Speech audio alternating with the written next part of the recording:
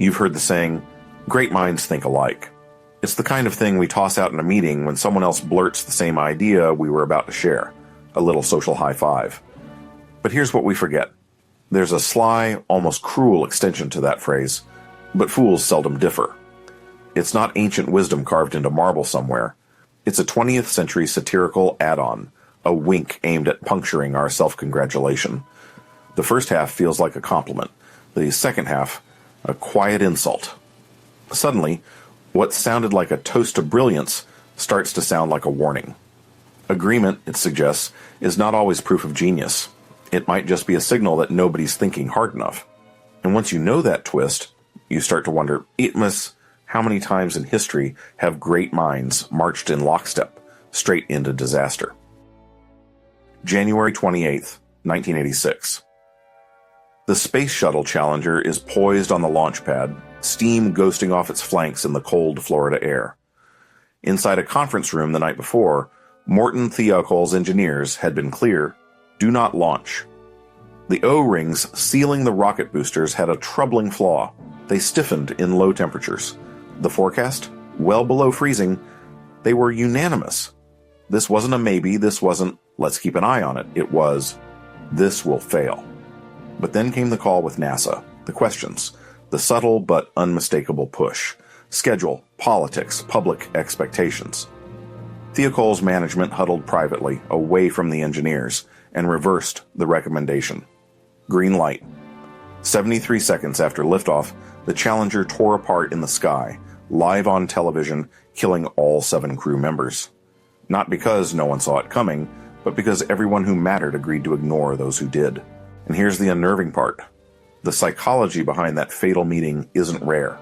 It's wired into us. Picture this. You walk into a room with 7 other people. You're told it's a vision test, just match the length of a line to one of 3 options. Easy. The first question comes up. The answer is obvious. Except every single person before you picks the wrong one. That's the Ash conformity experiment. And if you're like most people, you'll laugh and think, I'd never go along with that. But the data says otherwise. About 3/4 of participants caved at least once. Not because they couldn't see the right answer, but because being the only voice of dissent feels like standing naked in a storm. It's one thing to say, great minds think alike. It's another to sit in a room, see reality with your own eyes, and still point to the wrong line, just to stay in step. The question is, when the stakes are life and death, can anyone truly resist that pull? It's tempting to believe that breakthroughs strike like lightning. One genius, one eureka moment, one history-changing leap. But history has a habit of making that myth look foolish. Darwin spent decades quietly refining his theory of evolution, and then, out of nowhere, a letter arrived from Alfred Russel Wallace. Wallace had been working in isolation on the other side of the world, and he had the exact same idea, down to the core argument. Newton? He's credited with inventing calculus, but so is Leibniz. Different countries, different personalities, same time frame. It's not magic, it's not theft. It's the fact that ideas grow in the soil of their era. The questions are in the air, the tools are in reach, the pressure builds until someone somewhere answers. And often, more than one person answers at once, which is inspiring. Until you realize it also means this. If everyone is working in the same soil, they might be cultivating the same blind spots too. Think back to that quote. Great minds think alike. We almost never say the whole thing. Why? Because the short version is the one everyone else uses. It rolls off the tongue, feels familiar, gets the nod of recognition.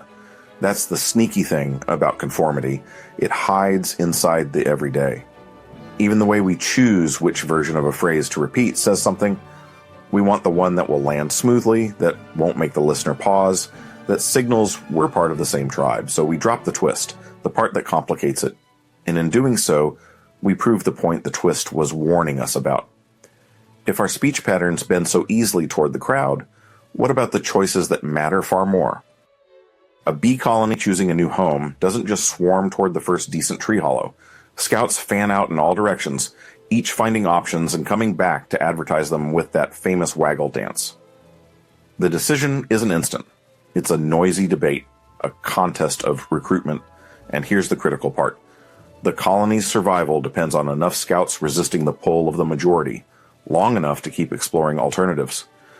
If Dissent dies too early, they might settle in a hollow that's too small, too exposed, too dangerous. And in the insect world, a bad address can mean the end of the colony. Bees have evolved to protect disagreement because they know something we often forget. Without a few voices breaking from the swarm, the whole hive is at risk. The uncomfortable question is, if bees can manage it, why do humans so often fail? In some offices, the most dangerous thing you can say isn't a curse word, it's "I disagree." You can feel it in the air, the meeting where the boss floats a bad idea and everyone else nods like they've just witnessed genius. Someone might even call it visionary. You sit there knowing it's wrong, knowing it's going to fail. But you also know what happens to people who push back. They get labeled difficult, not a team player. They stop getting invited to the meetings where the real decisions are made. So you stay quiet. Or you find a way to sound supportive, even as you grit your teeth. And slowly, something shifts. You start editing yourself before the words even form. This is how groupthink takes root in the modern workplace. It's not that people don't see the problems, it's that the cost of pointing them out feels too high. Careers get built on strategic silence. Promotions go to those who agree the fastest. And in a system like that, you don't just lose good ideas. You lose the ability to tell the difference between a good idea and a bad one. But outside the office, there's an even bigger yes machine, one that runs in your pocket. Your phone feels like a window to the world. Billions of voices, endless perspectives, every possible take at your fingertips. That's the promise. The reality? Your feed is a hall of mirrors. Algorithms learn what makes you pause, click, react, and then they feed you more of the same, not the best ideas, not the most thoughtful, the most popular, the most agreeable, the most like what you already believe. The effect is subtle but relentless. Over time, disagreement stops showing up. New ideas feel rare. You think you're seeing consensus because everyone seems to agree, when really, you're just seeing the narrow slice the machine thinks will keep you scrolling. And it's not just harmless repetition. Popularity becomes mistaken for truth. Trends harden into dogma. And before long, we're all pointing at the same right answer. Not because it's right, but because it's what the feed has trained us to expect. The question is, when does this training start? For most of us, it's earlier than we think. It starts at the desk you sat in as a kid. The teacher asks a question. You know the answer, or at least you think you do. But it's not enough to explain your thinking. You have to match the textbook. The correct answer is the one written down months ago by someone you'll never meet. And if you challenge it, if you ask, but what if, or why not, you get the look.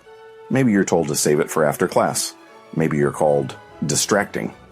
The lesson moves on. You learn fast. Curiosity slows things down. Questions make you stand out. Memorizing and repeating gets you the grade. By the time we're adults, we've had years of training to play it safe, to look for the answer everyone else is giving and copy it, not to question the question itself. And so whether it's a classroom, a boardroom, or a social media feed, the pattern holds. We reward agreement and quietly punish the people who break from it. But here's the twist. Sometimes the safest thing to do for the group is to make everyone uncomfortable. If you ever need proof that everyone's doing it is a terrible reason to do anything, just open a history book or your old Facebook photos. Take powdered wigs in the 1700s. Entire nations agreed that wearing what looked like a sheep on your head was the height of sophistication. Never mind that it was heavy, itchy, and in summer smelled like something that had been left in the sun too long. This wasn't a fringe thing. Judges, aristocrats, philosophers, the smartest people of the age, all did it. Or fast forward to the early 2000s, low-rise jeans. Millions embraced a waistband so low it looked like denim was actively trying to escape your body. No one looked comfortable. No one looked warm. But it was the trend. And resisting it took more courage than most of us had at 19. The lesson is obvious. Fashion doesn't just sell clothes, it sells consensus. And once you see it there, you start to spot it everywhere. Even in moments that have nothing to do with style, like the sound of clapping hands in a room. Think about the last time you applauded. Did you feel a sudden, overwhelming surge of admiration? Or did you just hear the first person start and your hands followed? Applause is one of the purest forms of harmless conformity we have. One person starts, another joins in, and before you know it, the whole room is locked into rhythm. No one planned it. No one announced, "We're clapping now." It's almost automatic. A social signal that says, "Yes, I'm with you," without the risk of actually saying anything. We can applaud even if we didn't really enjoy the performance, just to avoid looking like the lone holdout in a sea of approval. It's small. It's silly. It's safe. But in miniature, it's the same reflex that shows up in much bigger, more consequential moments. And sometimes that reflex can tank an entire project. Back in college, I was in one of those dreaded group projects. 5 people, 1 grade, and way too much coffee. We had to design a display for a campus event. We brainstormed, debated, and then, miracle of miracles, we all agreed. The design was beautiful. Sleek lines, bold colors, the kind of thing you'd see in a magazine spread. We were so proud of how quickly we'd reached consensus. The day of the event, we set it up. And within an hour, it collapsed. Literally. A stiff breeze sent it toppling like a house of cards. Our perfect design had one fatal flaw. No one had bothered to check if it could actually stand up. We were united, all right. United in picking the prettiest failure possible. And as I watched it crash to the ground, I couldn't help but think, if we'd argued just a little more, maybe we'd still have a display. The irony is, history is full of moments where the people who did argue, who stood alone, ended up changing everything. Every generation has its heretics, the people who refuse to nod along when the crowd is certain. Galileo looked through his telescope, saw moons orbiting Jupiter, and had the audacity to say, the Earth isn't the center of everything. The Church called it heresy. They tried to silence him, force him to recant. He spent the rest of his life under house arrest. But the truth he saw couldn't be unseen, and centuries later, it became the foundation of modern astronomy. And then there's Rosa Parks. We like to imagine her as a lone, tired woman who made a split-second decision on a bus. But that's a simplification. Parks was an activist deeply connected to her community. She knew exactly what she was risking. And when she refused to give up her seat, she wasn't acting in isolation. She was standing on the shoulders of years of quiet resistance, and her action lit the fuse for a collective movement. They both paid a price. But history bent toward them, not the crowd that told them to sit down. The funny thing is, not all leaders are like them. Some don't break from the crowd at all. They just learn how to get in front of it. We love the lone genius myth, the idea of a visionary who sees the future before anyone else. But peel back the curtain, and you'll find a lot of so-called visionaries are just extremely good at timing. They watch the wave of public opinion build, and right before it crests, they paddle hard and catch it. From the beach, it looks like they made the wave. Many celebrated CEOs didn't invent the trends that made them rich. They spotted them early, branded themselves as the face of it, and reaped the rewards. There's a kind of genius in that, but it's not the kind we imagine. It's not about risk. It's about calculated safety. About making sure you're never the first to jump, only the first to look like you did. And once you see that, you start noticing how quickly the crowd's mood can turn, and how effortlessly people can rewrite their own history to match it. You've seen it happen. One week, your friend calls an idea weird, maybe even ridiculous. They laugh at it, dismiss it, shake their head. Then something shifts. A couple of other people start speaking in its favor. Maybe it gets a little attention online, and suddenly the idea that was weird is now obvious. In fact, they'll argue for it with the kind of intensity that makes you wonder if you hallucinated their earlier opinion. This is consensus forming in real time. Not a slow generational shift, an overnight one. And the speed of it is dizzying. You can watch someone go from skeptic to evangelist in the space of a dinner party just because the social weather changed. It's human nature. It's powerful. And if we're not careful, it's how we end up agreeing on things that should be questioned and questioning things that should be agreed on.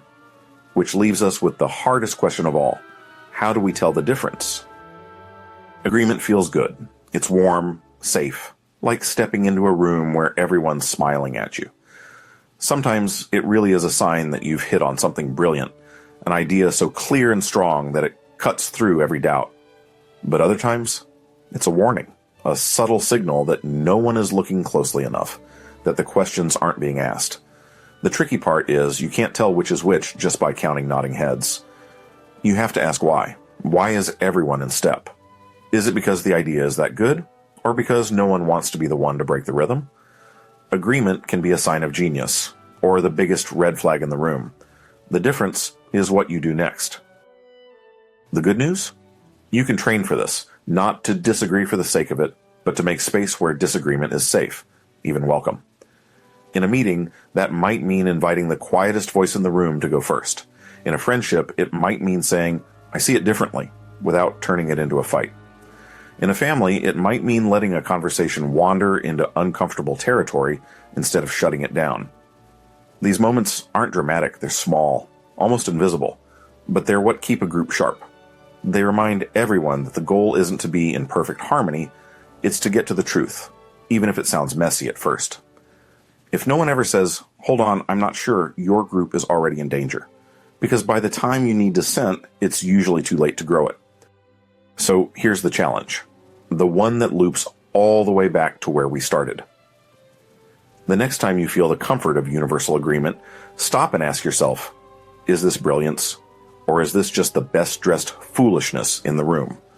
And don't just ask it in the big, history-making moments. Ask it in the small ones, at the dinner table, in the group chat, in the meeting where you're tempted to nod along. Because the truth is, every time you choose to pause, a question, to probe, to risk that tiny flash of discomfort, you make it a little easier for the next person to do the same. And maybe that's how great minds really work alike, not by thinking the same thing, but by daring together to think for themselves. So here's where I'll leave you. Great minds don't just think alike, they think bravely. They question the easy nods, they welcome the awkward pause, they resist the urge to be carried by the crowd. If this resonated, join the conversation. Subscribe, share this with someone who values honest thought, and leave a comment. I want to hear your take. Question for you. Can you remember a time when speaking up against the consensus changed the outcome, for better or worse? And if you're ready to keep going, my last video unpacks another phrase we've all heard, "What doesn't kill you?" and why that little half quote can do more harm than good. Let's explore that together.